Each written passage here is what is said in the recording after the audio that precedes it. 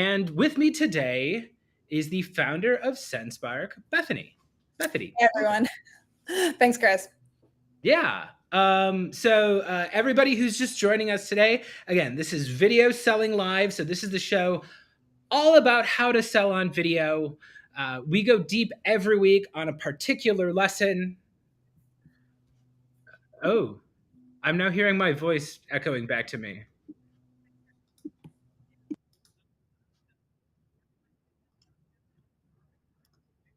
Wait, sorry, one moment, please.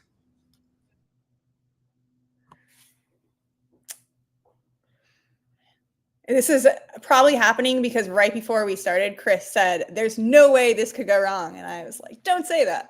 But I think we found the one thing that can go wrong: technical difficulties. Okay, that went wrong, but we're back now. Hey, everybody.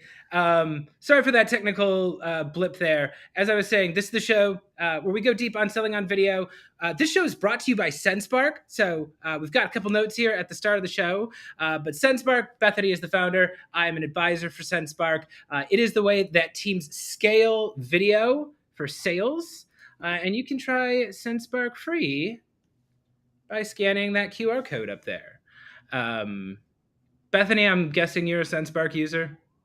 Oh yeah, just occasionally, Okay, yeah, you're kind of a big fan. So check that out. Also, we've got a really cool event coming up. Bethany, do you want to talk a little bit about SD Excellence 2023? Yeah, definitely. So we're partnering with Replyo, Close, and some other sales companies to put together the Sales Development Excellence Conference on Thursday, and I'm actually going to be speaking in the afternoon. So highly recommend attending if you're either in a management position, looking to kind of see what other people are doing, what at least some people think is the big stuff right now, or in an aspiring leadership role where you're trying to get ahead.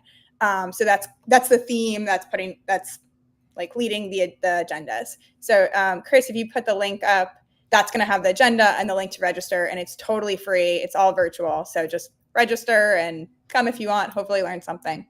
And we hope to see you there.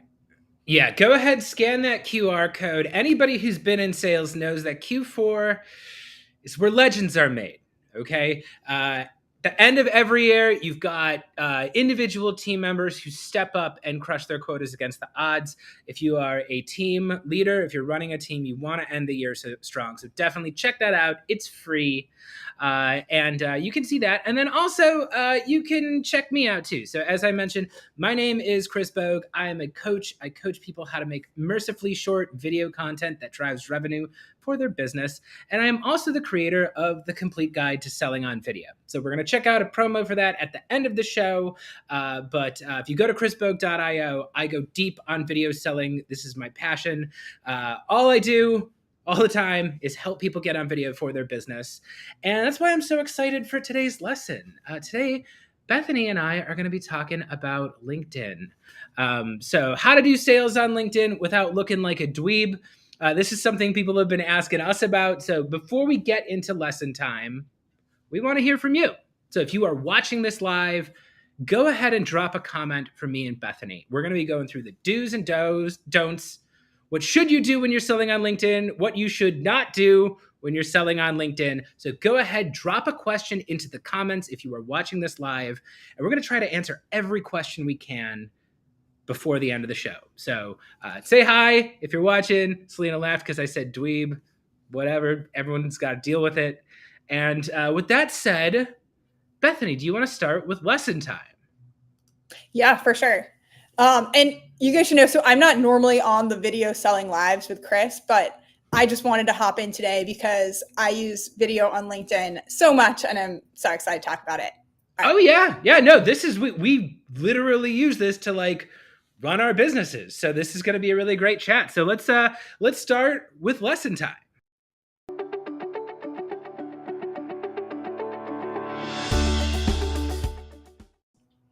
Okay, so as we mentioned, today is all about the do's and do not do's of LinkedIn. I see a question here. Paul asks, will you be recording this and sharing this afterwards? Always. You can catch all previous episodes if you check out SendSpark's page. All the links to our live shows also contain the recordings afterwards. You can also check us out on YouTube. And yeah, definitely you can share this with your friends after it's done. But let's start here with a question. So, Bethany, you mentioned you are a founder of a company and you use LinkedIn to bring in business. So, let's start with question number one. When you are selling on video, should you use video, or when you're selling on video on LinkedIn, rather, should you put a video in the first DM or in the follow up? Yeah, great question. So I think if you're talking about when to use video is part of your sequence, there's a lot of thoughts of if it could be a first or later step. But when it comes to LinkedIn, I would nearly always recommend using it as the follow-up because it just looks better visually in your campaign. When you send videos on LinkedIn, since LinkedIn has a lot of rules about what's able to display in the LinkedIn Messenger, you kind of have to play their game. And they really disencourage sending the video links in the first message. If you send it in a connection request, it's just going to show up like a link. So you're not actually going to see the preview of your video. So like you can do it. We have customers that do it. They get decent results. But I would usually recommend sending either a very like short or even like no connection request when you're connecting for the first time, and then reserving the video as the follow-up just so that it looks better. It's going to have like a nice preview of yourself or whatever your video is. And that can be really helpful for engagement. Yeah, I would agree with that. I would say to everybody there at home, you have to remember video, like any form of sales communication, is not a silver bullet. Like just the fact that you send a video does not mean it's going to get watched. And a lot of the game is figuring out how to build context for yourself. You know, why are they going to open a video from you? And this is, I think about this a lot, Bethany, because I'm a solo founder, right? So I'm entirely reliant on my own business here. And yeah, I need to make sure, like the phrase, there's a metaphor that's used a lot on LinkedIn, which is like you're putting deposits in a bank, essentially, right? And my job on LinkedIn as like somebody who wants to be like a good person on social media and also somebody who needs to like build up my network, I'm always giving to other people, right? I'm out there, I'm engaging with their stuff. I'm commenting, I'm interacting with people, and I'm always putting out content, right? I'm always putting out content that is specifically designed for my network. So the idea is if I'm always giving, then if I send a video asking for a meeting, or I send a video asking for a question, or I send a DM asking for a question, they're much more likely to respond because they know I'm not just there to like take their time and take their money from them. They have like another relationship with me. So yeah, definitely I would never recommend sending it in a connection request. What do you send in a connection request typically, Bethany? Well, it's funny because I was just thinking about things a little bit differently than what you're saying. So my connection requests, a lot of times I leave them blank. It just depends. But if I am reaching out because I want someone to like use SendSpark, it's funny you're saying you give first. And when I'm like, but SendSpark is a gift because it's so amazing. Obviously I'm biased, right? But I really try to be direct. And so what I've been sending a lot lately is simply, hey, like SendSpark helps you create personalized videos at scale. Would you be interested in learning more? Which I know goes against, this idea of no pitch slapping in your LinkedIn messages. But I personally like being direct. And I don't do a ton, like I don't do automations or follow-ups. I'm not doing any right now. So it's like one message. And then at least people know what I want. It's not like, hey, I just saw you and really want to chat. Like, of course I don't, So I think it depends, and there's different ideologies, but recently I've just been doing that. And I've been getting like maybe 2 to 3 demos a day from it, and from sending like less than 20. So it just depends, right, on what your style is. Yeah, I'm always kind of a fan of like, I let people know what I do right away, especially like if they pitch me first. I'm like, oh great, here's what I do. But yeah, I guess just I've always like I do a lot of disqualifying of people too, and that's also like I put out a lot of creative content, and some of it is funny. A lot, I throw a lot of like comedy in there. Not everybody who's a fan of mine is a customer, and I have to be very careful about sorting that out. Like, is this just somebody who is appreciating the content but not likely to buy my services, or is this a decision maker? And yeah, sometimes I connect with people. Sometimes I go for the ask right away. But yeah, it seems like we both agree. Like, you kind of got to get in the gate first before Yeah. you start sending a video. And, I'll also, agree with what you said too about you do want to get first. I just don't always do that in the message. So I try to be very like giving on LinkedIn in general and really try to amplify other people's content. Because I think you made a really good point about people know what you do by the time you connect. And I think that's really cool. I wouldn't necessarily say that's the same about me, but I think that's a really good angle to take. Yeah, I guess my whole kind of philosophy is like, I am just always in communication with my network. Mm. You know, um, I am interacting with their stuff. I'm giving them feedback about their stuff. I'm like supporting them. I'm also letting them know, like, if an event of mine is coming up that they might like, or if I've got a new offering, or like, I just find all these ways to get people to always be talking to me. And then that way, like, when I do need to go for the ask, one, we're already talking with each other. And two, it's not that big of a deal if they say no. And we can get to this. We've got a couple of other questions here that we're going to get there, but it's like kind of like figuring out, like, what do you do once they say no? Because you still want to be able to get them in the future. And oftentimes I'll have people who tell me no, and then 2 months from now they come back and they book a meeting with me, or they buy my course or something. So it's like I always want to have my lines of communication open. So let's just jump to another question here. Okay, best way to send a prospecting video, LinkedIn versus Gmail. So, Bethany, I know SendSpark is designed for both. How do you go about deciding whether you're going to send a video in email versus LinkedIn? Yeah. So I think the way that you want to think about this is, how do your different channels play in together? Because you could definitely send a video in both email and LinkedIn, but you want to think about, what's the ideal customer journey here? And what I often like doing and have recommended to several of our customers is, maybe what's going on in email is more formal and more informational. Like, in the emails you're sending, you have a lot of information, but then you don't need to just do the exact same thing on LinkedIn and be like, well, I'll hit them from 2 channels and hope it works doubly good. But instead, use LinkedIn to back channel yourself. LinkedIn is social, it's conversational, it's a good place to just ask a simple question.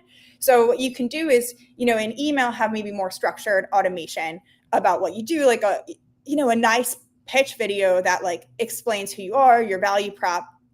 Still, I know you're going to say keep it under a minute, Chris. And so you can send that in email, and then in LinkedIn, you can just do like a quick question and be like, oh, hey, did you see my email? Oh, are you doing anything for, what your product solves? And just kind of back channel yourself, and don't make it feel automated. Just make it feel like you're checking in. And I found that people tend to answer really quickly and be really responsive when you ask a very direct question, and it doesn't really feel like you're trying to sell to them. It just feels like you're trying to chat. And then what I'll often do, the videos I send in LinkedIn are different styles of videos. So in email, it's more of like, hey, this is, how we can help, problem, solution, but in LinkedIn, it's often more of like responses to their questions. Like, maybe they say, hey, how are you different than a competitor? Or, oh, how does it work on Mac? Or like, how does this specific thing? And then I'll either be sending like, quick recordings I make, or a recording that we already have, an existing one in SendSpark, but I'll do a little custom intro so they feel really special. So you can do that in LinkedIn. But in general, to me, I think LinkedIn can be really conversational. And if you use it like that, it can be a superpower versus just trying to do the same thing in email or in LinkedIn that works in email. Yeah, I'm kind of a similar mindset. So for me, it's like, yeah, LinkedIn is that more informal channel. And here's something anybody at home doing sales at a high level knows. People buy in committees, and there's often more than one decision maker involved in a big deal. So like, LinkedIn is a great way to keep in touch with my champion, usually, right? Maybe the entire organization is not active on LinkedIn, but the person I'm in contact with is, right? I can keep a direct line to them with LinkedIn. And I'm using Gmail more for like the official communications that I want the whole team on, If we're going back and forth about usage or pricing or like case studies or that, I've probably got them on like, we're all on a calendar event together, we're all in a Gmail together. That's where I kind of keep it all in, like if they're viewing this on Salesforce or if they're sharing this in a company Slack or something, that's all happening through Gmail. That's like the formal process moving forward.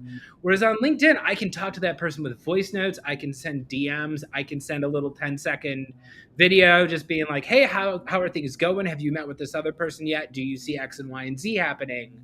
But yeah, I kind of keep two conversational tones. One is shorter and more direct and less formal on LinkedIn. And then the Gmail one is like, I am working with your entire buying team going through the process formally. Yeah. Super cool. Okay, so I'm going to jump ahead to the next question, which is, what do you actually say? How do you actually ask for something in a LinkedIn DM without making it weird? Yeah, I mean, it just depends on what the context is, right? Like, I think there's a few, like, we'll call them templates, I think work really well. One is like the basic value prop of like, hey, you might have this problem. This is how our solution helps. And you just give them like a quick teaser. And that's where video is really powerful, right? Because you can both, ideally show what the problem could look like and then what how your platform works. Not as like a whole how it works, but it's just like ooh, your life could be this good, using our platform. So I think you have that whole angle and that works for everyone. But I'd also recommend like digging in deeper and saying like what's unique about your business or the way customers use you. And maybe you could use video to show specifically like how seamlessly your product works with an integration partner. Be like, oh, you use HubSpot, like, see, this integrates perfectly and helps you achieve X. Or, how you're different than a competitor that they might be using or something else. Like video is cool because it's visual. You're able to show stuff that sometimes if you try to write is just going to not really come across the same way. So, it really depends on, what's that trigger point that could indicate that your customer is like in a good spot to buy your product. And then what's the best way to communicate that? And it might not even be video, right? But maybe it is. And maybe it's something you've been failing to communicate with text because you just couldn't get it across the right way. And that's when video is super powerful. So it's unique to every business. But I think it's worth just, thinking through what's that trigger point that would indicate that someone's a good fit for your product. And how do you make sure, one, that they know that, and then two, they, clearly know the next steps of how to get started. Yeah, I've got this philosophy that I have with like my coaching clients where I tell them, I never want you to make a video that does not get watched. If my clients are sending videos off to people who aren't even watching them, we're just wasting our time and effort. So again, I do a lot of things. I will do content. I'll do interactive content. I'll do competitions. I'll do things where people can talk with me. I'll do polls. I do all these different things so my network can like raise their hand. And again, most of it is low commitment. Most of it is like, if they talk to me, we're going to go back and forth for 30 seconds and then they're going to be done. But it's like, if I look through and someone fits my ideal customer profile and we've had some back and forth, like I've got them categorized, like this is a person who responds, and then I find like when I ask for a meeting, again, it's that sell the meeting, not the product, right?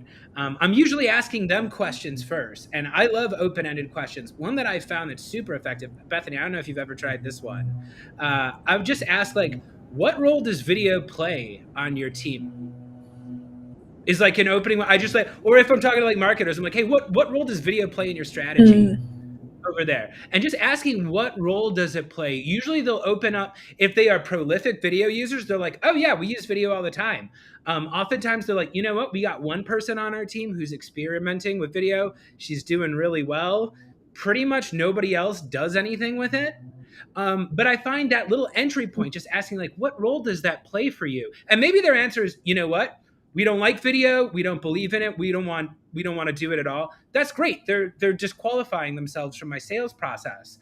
But if they're like, you know what? Yeah, we've seen some wins on the team and we're actually looking into that further. That's when I send my video.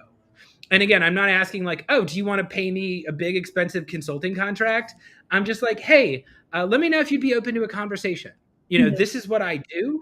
I help teams get more video out there. I make it fun. I help you come up with a process. Let me know if you'd be interested in chatting about that. And if they say no, that doesn't mean they hate me and they never want to speak to me again. That means they are not interested in talking about that right now. Yeah. And so I just say, hey, that's great. I also have free events coming up. That's why I do Video Selling Live. That's why I do my podcast, Chris Sells His Soul. It's like I have all these other free things where I'm putting the information out there.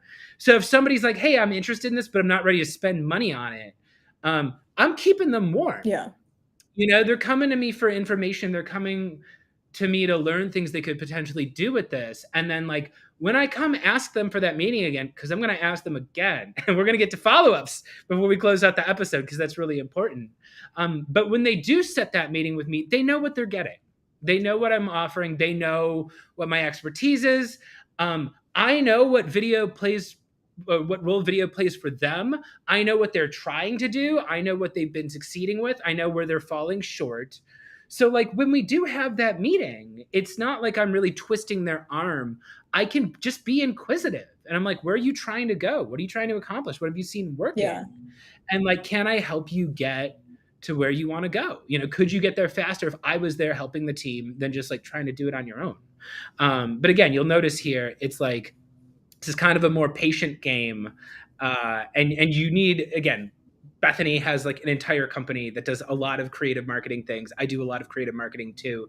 It's like, it's always nice to have something to offer your connections other than like you're just going to pitch them all the time. Yeah. And I really have been thinking, and my answers have mostly been around like how to use video in DMs, but I think there's the whole area of how are you using video to build your brand on LinkedIn. And the way that that I see that too is like exactly what you said. It's like it's all about the education and brand building when it comes to video or other content from either the company page or your own page. Recently, I've been doing more of like either me or having other people post like tutorials, like educational, how they're using the product and different things that are general, right? And it's not a pitch at all. It's like just a how-to guide. It's, just educating on, hey, this is how to solve a very specific problem, not targeted to anyone. And then when it comes to DMs, that's more like, hey, I think you could be a good fit. And you're right, because the other content exists, people know who you are. They're pre-qualified in a way. Or hopefully they are. That's why you're reaching out to them. And it makes everything a lot easier and skips a lot of unnecessary conversation of like repeating that because, you think. Yeah. And on the flip side of that, you have given them a lot of information that they didn't have to go find on their website themselves, that you didn't have to give to them at the beginning of a demo. Like they've already gotten introduced to you because you've already got that stuff out there promoting your brand. We're getting to the end of our time here. So I'm going to talk about calls to action here.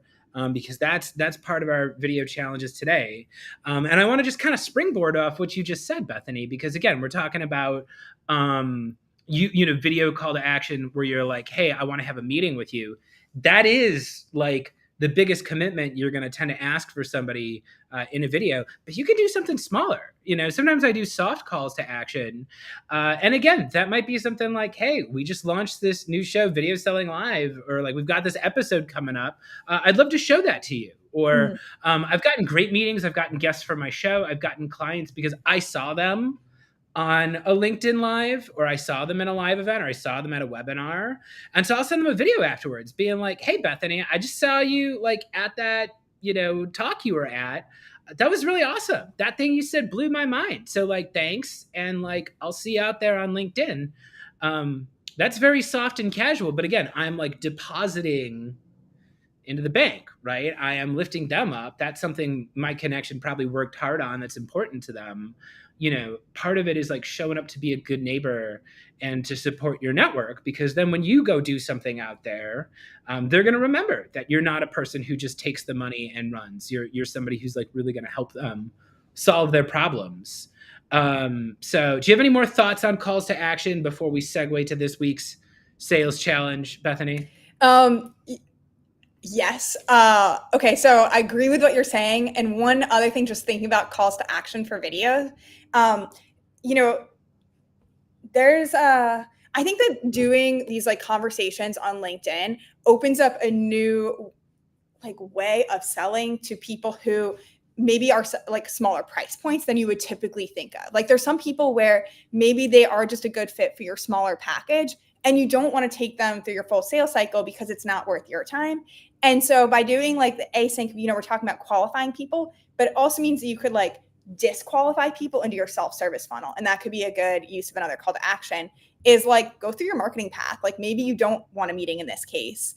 You know, maybe like you're saying, like it's just not ready yet. And so I would think of that as well as like, you know, don't just always try to get the meeting because you can get a meeting, but think about who do you really want to talk to and what's the best user journey for them, especially if you're like a product-led growth company or a company that has a great self-service option. Yeah, or if you're me, you can't take a meeting with everybody. There's just not enough hours in the day. You know, you kind of got to be choosy about who you are going to meet with. But I think this is a great time. Let's close it out with this week's video challenge.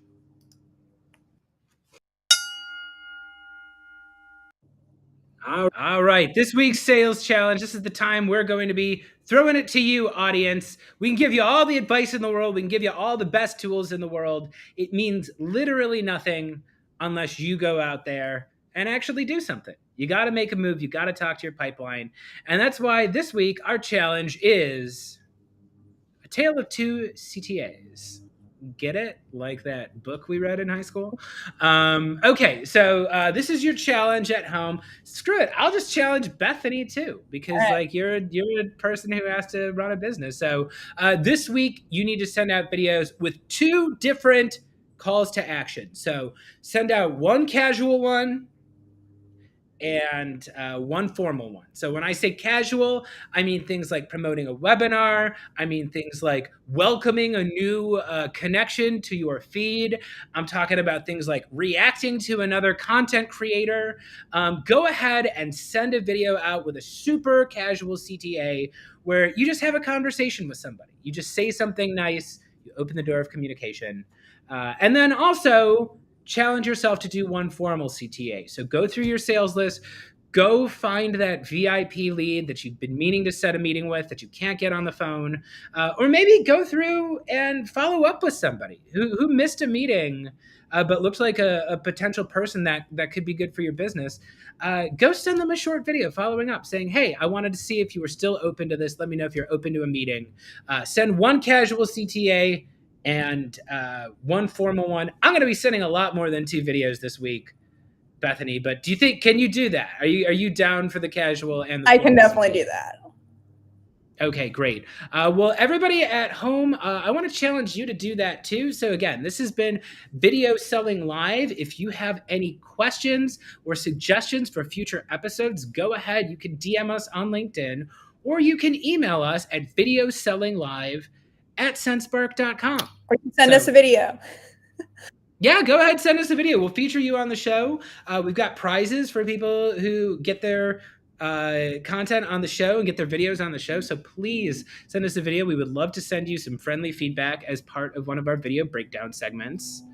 And once again, Bethany, you want to plug SD Excellence this week? Yep. Again, join the or check out the agenda. Join the event on Thursday. Would love to see you there. Also, I noticed there were some comments in the show that we didn't get to, so I'll go through and like respond to them in the event after this. And if there's any other questions, you can feel free to ping me. My email is bethany@senspark.com, or you can ping me on LinkedIn, whatever is easiest for you. Yeah, these episodes move fast, so there are questions. We will continue the conversation with you, and you can go ahead and connect with us on LinkedIn. Bethany and I are friendly. Send us a connection request. We'll be friends. Once again, I am your host, Chris Bogue. So every 2 weeks, we do this show every other Monday. So go ahead and follow SenseSpark. Also, if you're interested in learning more about coaching from me, you can go get the complete guide to selling on video. That is my course where we go deep on video strategy for every stage of your pipeline. It's advanced usages for SenseSpark. It's super fun. There's sketch comedy in it. So go ahead, scan the QR code if you want to check that out. I'll be rolling my ridiculous trailer right after this.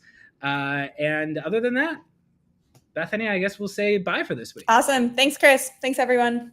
See you. All right. Hello? Is this Mr. Sherber? It sure is. What can I help you with, brother? Hello. You were not expecting this call. Do you have 17 seconds to Hang learn on a about second. mercifully Is short? this a cold call? I don't know. You. Never call this number again. Oh no! Another unsuccessful cold call. You probably don't have time to fuck off. I got a quota to hit. Are you spending hours every week cold calling and cold emailing but not seeing results? There's gotta be a better way. Introducing the complete guide to selling on video. Whether you're new to sales or a President's Club member, this fast and fun course will teach you to efficiently create short, customized videos that get results. The complete guide to selling on video is not sold in stores. Visit chrisbogue.io and use promo code GIMMEGIMME to take $50 off